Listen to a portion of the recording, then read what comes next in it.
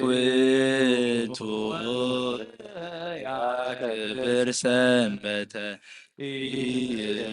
فلاسي زكبا يفلتني نو حزبو كله برالتك صادق ويتو وزيا كبر سنبته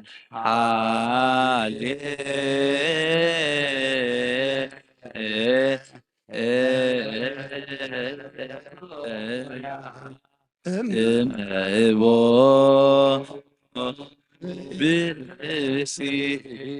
ممنان بوعبة كريستيان بجيزي قداسي ويسمع مصاهب قدسات ويتعجس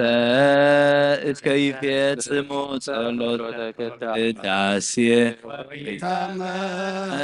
توا ام قربان يسددن بيته ክርስቲያን اسمع مع سنهج እግዚአብሔር ዋሳተ ቁመተ ንጉሥ ሰማያዊ ወመንፈስ ከመ መሃሩነ ሐዋርያት ባብሊሶሙ አንቲ ውእቱ መሶበ ወርቅ ንጹህ መናህቡ ህብስት ዘወረደ እምሰማያት ወሃቤ ሕይወት ለኩሉ ዓለም ወይታ ነዚ ቁርባን እዚ ንኣኻ ንዘቕረቡን ምእንቶም ዘምፁን ዘክር ንኩሎም ሰማያት ዘለኻ ዓስቦም ሃቦም ብዝበለፀ ድማ ብዛዕለ እዚኣ ናባኻ ንዘምፃልካ ባሪኻ ትቐበለሉ ቁርባን ኣብየል ጻድቕን መስዋዕቲ ኣቦና ኣብርሃምን ካብታ መበለት ክልተ ሳንቲም ከም ተቐበልካ ከምኡ ብዙሑን ሕድን ሕቡእን ጉብርን ዝኾነ ናይ በረትካ እምሆም ተቐበል ኣባይቶሙ ካብ ኩሉ ሰናያትካ ምላክ ቅዱስ ስምካ ኣብ ምድሪ ከም ዘከሩ ኣብ ሰማያት ዘሎ መንግስትኻ ዘክሮም በዚ እውን ዘለኣለም ኣይትሕደጎም ኦ ጎይታ ገጽካ ደለኹ ናትካ ገጽ ደለኹ ገጸ ኣይትምለስ ተቆጢኻ ድማ ካብ ባሪኸ ይትፈለየ ረዳእ ኩነኒ ኣይትግደፈኒ ኣምላኸይን መድሓኒየን ኢኻ እሞ ሸለላ ኣይትበለኒ አብሎጊዮ ኪሪዮስ ኢየሱስ ክርስቶስ ወደ ሕያው እግዚአብሔር አግየስ ማንጦም ማኑጦስ ፓልማሞጦን አላቲነኒ አሜን ክርስቶስ አምላኽና ዝህብስ እዚ ስረታ ኃጢአት ዝብኻኹም ብሓቂ ብየማን ከዓተብ ቢድካውን ባርኽ ብሓይልኻ ቅድስ መንፈስካ ኣጽንዕ እዚ ህብስ እዚ ንስረታ ኃጢአት ህዝብኻ ይኹን አሜን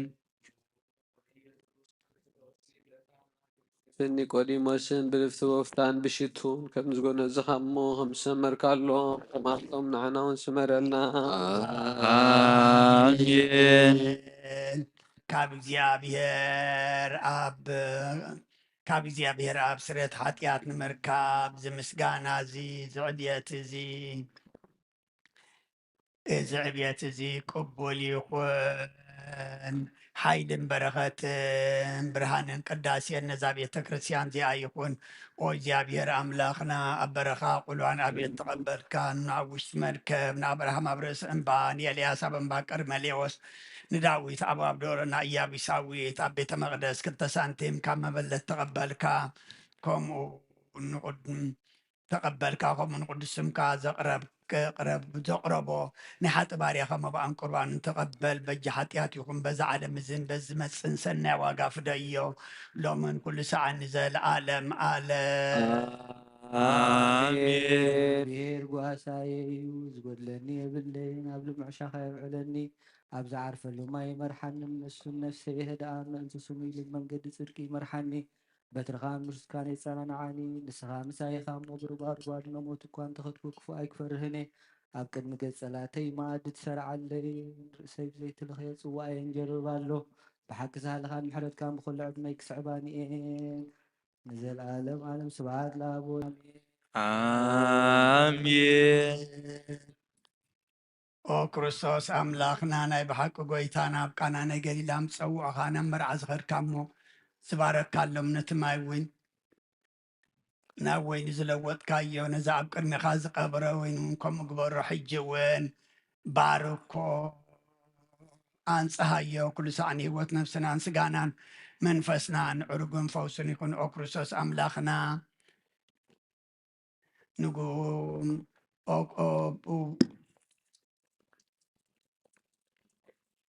ንዘለዓለም ዕርጉም ኣብ ወልዲ መንፈስ ቅዱስ ምሳና ኩን እሞ ወይ ደስታን ሓጎስን ምሰልና ወይ ደስታን ሓጎስን ምላእ ንሰናይ ነገርን ህይወትን መድሓኒትን ንስሬት ሓጢኣትን ንልቦና ንፈውስን ንምኽሪ መንፈስ ቅዱስ እውን ይኹን ሎምን ኩሉ ሰዓን ንዘለዓለም ዓለም ብሓቂ ሰብ ዝኾንካ ካብ ክቡር ደምካ ንሰትዩ ንፁህን ጥዑምን በረኸትን ይኹን آمين እግዚአብሔር ኣምላኽና ብሩክ እዩ آمين ጎይታናን መድሓናን ኢየሱስ ክርስቶስ እውን ብሩክ እዩ آمين መፀናንዕን መንፅህን ዝኾነ መንፈስ ቅዱስ እውን ብሩክ እዩ آمين ዝሓዘ እግዚአብሔር ኣምላኽና ብሩክ እዩ آمين ጎይታናን መድሓናን ኢየሱስ ክርስቶስ እውን ብሩክ እዩ آمين